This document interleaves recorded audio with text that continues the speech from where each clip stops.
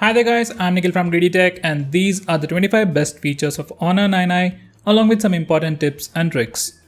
The best and the most noticeable feature of Honor 9i is its display. It has a massive 6-inch display with Full HD Plus resolution in 18:9 aspect ratio with smaller bezels on the top and bottom. Despite of having a bigger screen, it has the same form factor as Mi A1 which comes with a 5.5-inch display.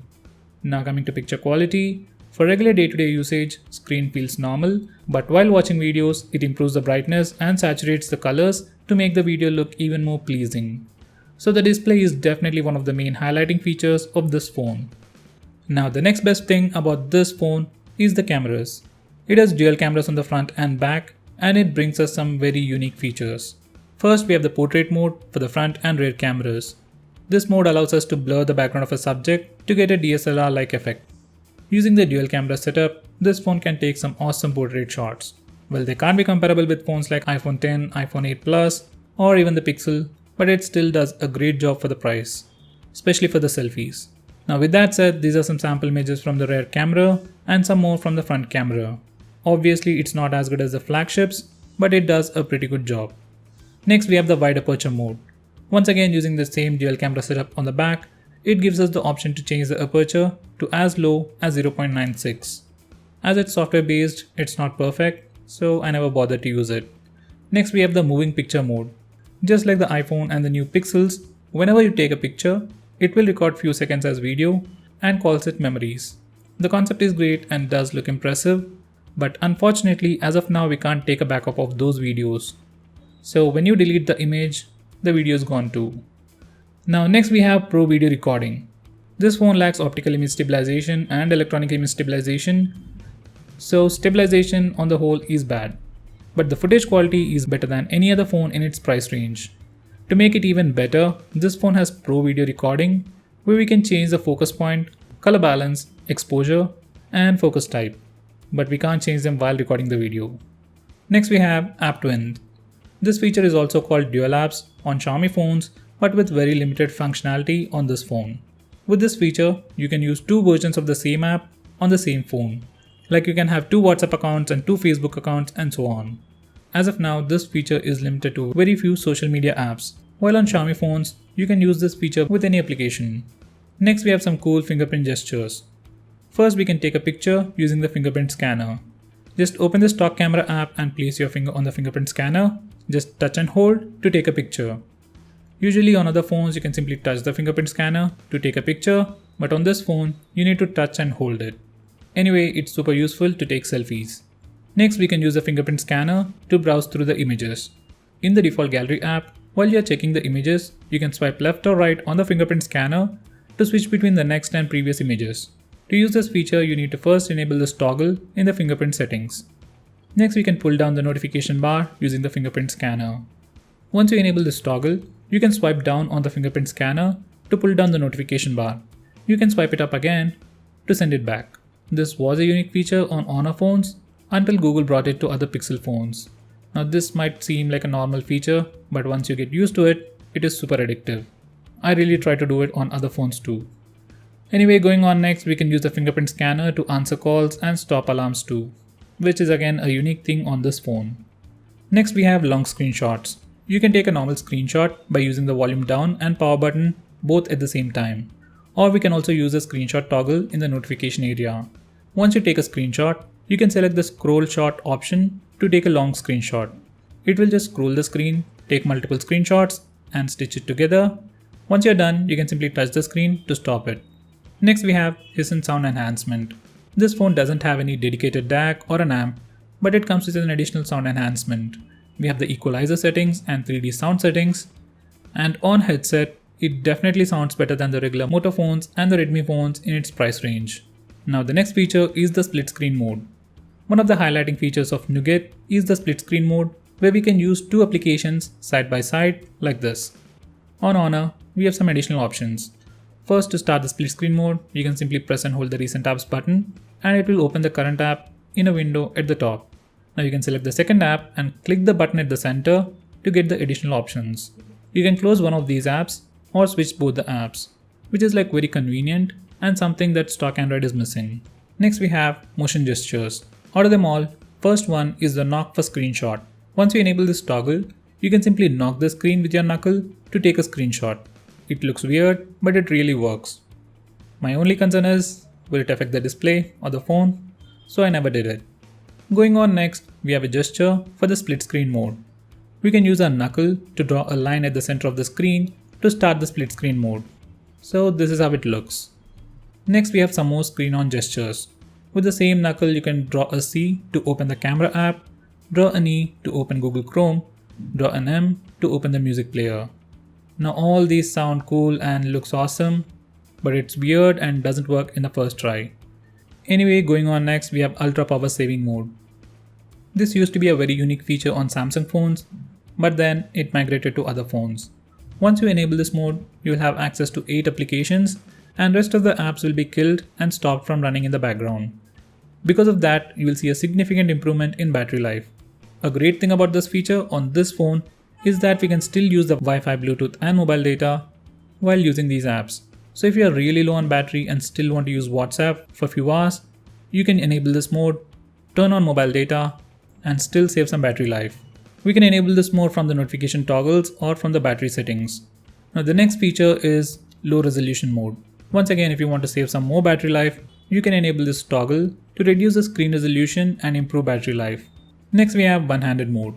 If you think this display is too big for your hands, you can simply enable the one-handed mode by swiping left or right on the navigation bar starting with the home button.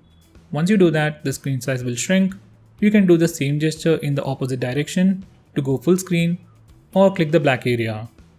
Next we have flip to mute.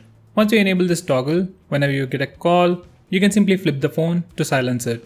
Next we have glove mode. Once you enable this toggle, sensitivity of the screen goes up and you will be able to use the phone even while wearing gloves. So this is something very few phones offer and it's great that Honor offers that. Next we have pocket mode. On this phone it's called as touch disabled mode. Once you enable this toggle, phone's display doesn't work or doesn't respond when it's in your pocket. Well, to test it out, you can cover the proximity sensor and whenever I touch the screen it doesn't respond. Except for the notification bar, for some reason it responds.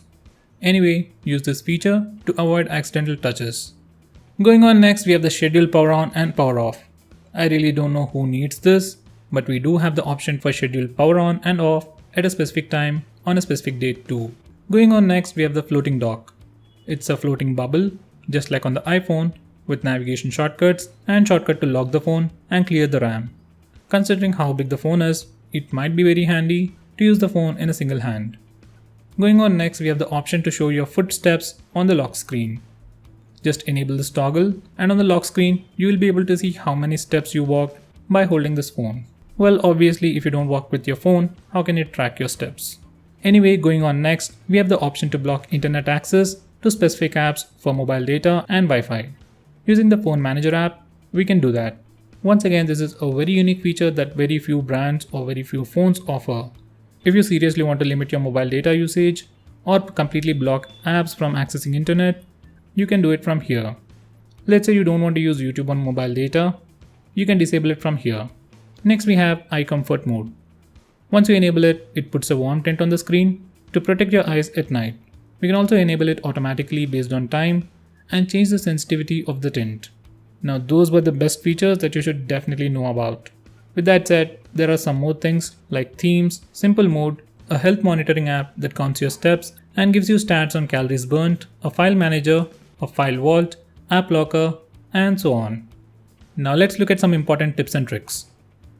Earlier I've showed you split screen mode, but this phone doesn't work for all the apps as of now. So to force enable it, first you need to go to About, click on the build number 7 times to enable developer options, then go to developer options, scroll all the way to the bottom and enable force resize activities and then restart the phone. Once you do that, you will be able to use any app in the split screen mode. Next we have the option to scale the apps. This phone comes with an odd 18:9 aspect ratio and most of the apps are not designed for this aspect ratio. So some apps might not scale automatically.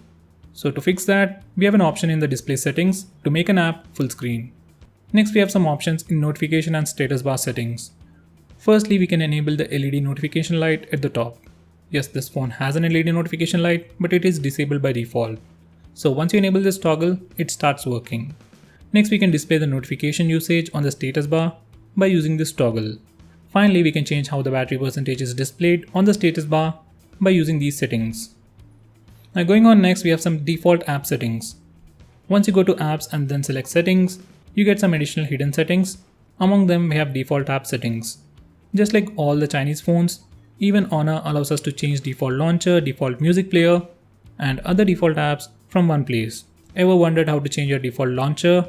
This is where you need to come. Going on next, we have lock screen clean. This feature kills apps when you lock the phone. Normally, I wouldn't recommend to do this, but if there are any apps that you rarely use, it's better to kill them and save some battery. Some system apps like Google Duo should be killed if you are not using them. This app also suggests you which apps are power intensive, like Facebook, so killing them will improve the battery life a little more.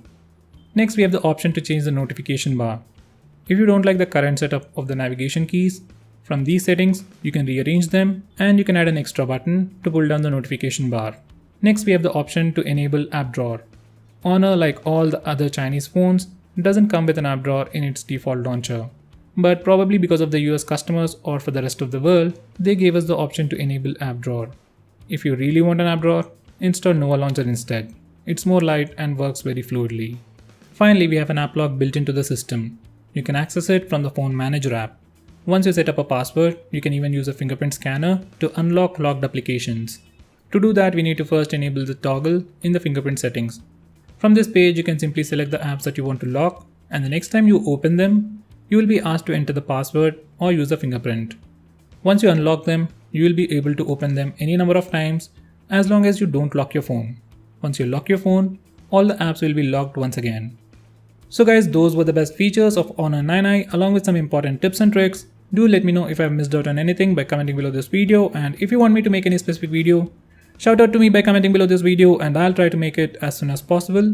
If you like this video, hit that like button and subscribe to our channel to see more cool videos on tech. I'm Nikhil from GreedyTech signing off. Have a nice day.